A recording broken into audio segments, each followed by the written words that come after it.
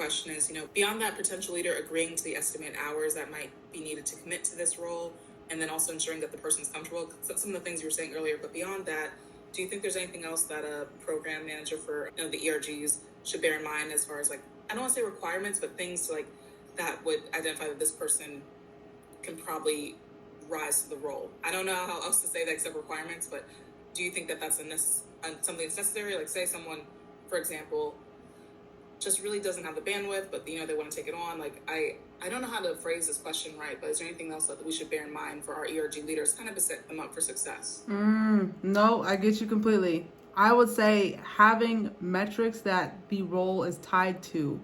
And I didn't mention that, but it really would, it's in the article, I'll say that. But it's really key to that structure piece when you're coming up with their role processes. Part of the processes will include, this is the metric that your role will be responsible for and you'll be held accountable to. And this is the importance of that metric. So for instance, for communications, if you all use Slack, using the Slack engagement score or the Slack active membership score would be something that the communications leaders are tied to, which says basically if you're not posting at this minimum, which is also going to be included in the SOP that you created, there's a good chance that you're not going to be able to move the needle on this number. This is where you all currently stand now, and it's important that you'll have to do a minimum of this amount of activity to be able to reach this goal, which I don't want to say that it's going to intimidate some people, but I will say that will be the reality check of,